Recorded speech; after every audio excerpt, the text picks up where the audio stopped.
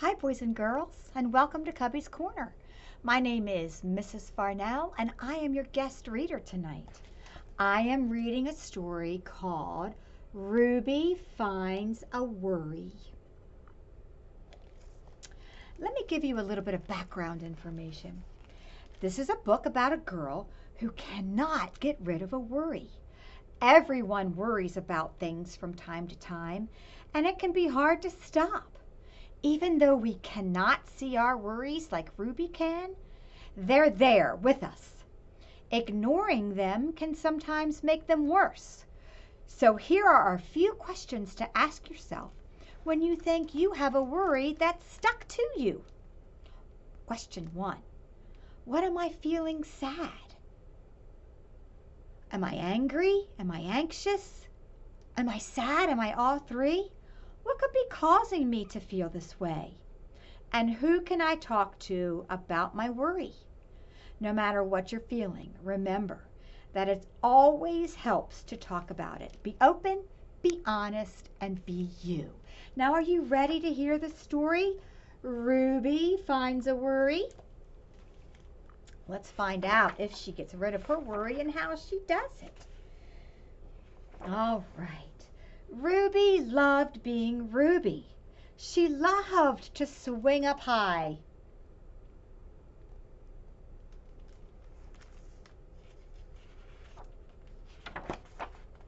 And she loved to explore wild, faraway places.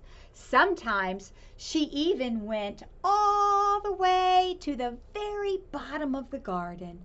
Ruby was perfectly happy until one day. Uh-oh, what happens on this one day? Until one day, she discovered a worry. It wasn't a very big worry. Can you see the worry? Right, I'm backwards here, right there. Let's see what happens to this worry. In fact, it was so small at first that Ruby hardly noticed it was there. But then the worry started to grow. Each day it got a little bit bigger.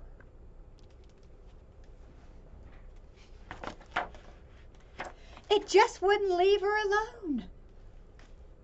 It was there at breakfast, staring at the cereal box. And it was still there at night when she brushed her teeth.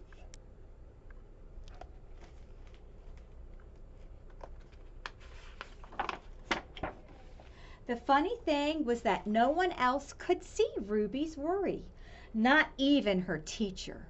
So Ruby pretended that she couldn't see it either. Oh, I think the worry might get bigger and bigger if she's trying to ignore it. She tried to carry on as if everything was normal, but it just wasn't.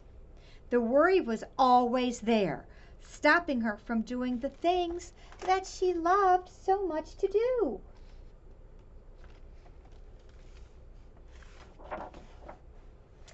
Ruby wondered if the worry would ever go away.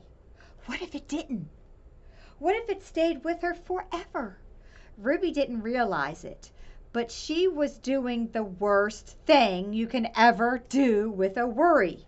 She was worrying about her worry.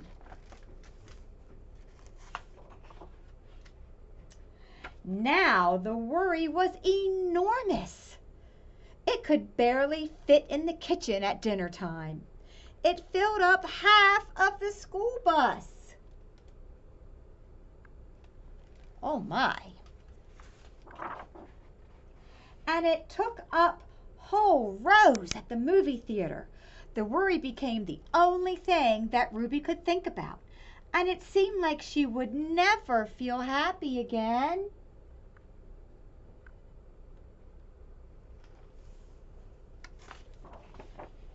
Then one day, something unexpected happened. Ruby noticed a boy sitting alone at the park. He looked how she felt, very sad. And then she noticed something else, something hovering next to him. Could it be a worry? Goodness, look at his blue worry.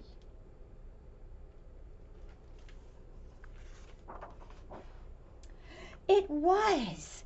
Ruby realized that she wasn't the only person with a worry after all. Other people had them too. She asked the boy what was on his mind, and he told her. And then the strangest thing happened.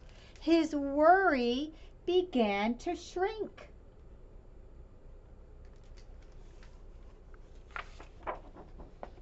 Then Ruby did the best thing you can ever do if you have a worry.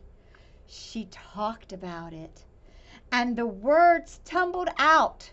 Ruby's worry began to shrink until it was barely there at all.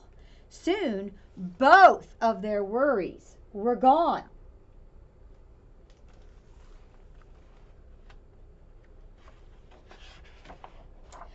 Finally, Ruby felt like herself again. Of course, that wasn't the last time she ever had a worry, because everyone gets them from time to time.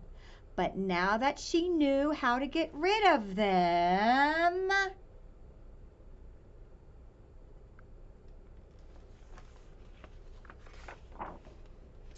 they never hung around for long. Boys and girls, I hope you enjoyed this story. If you ever have a worry, talk to your mommy or your daddy. Talk to me, Mrs. Farnell, or Miss Holthouse, our school counselor, or your teacher. We're here to help you, and we're here to help you take care of your worries. Have a good night. Thank you for joining.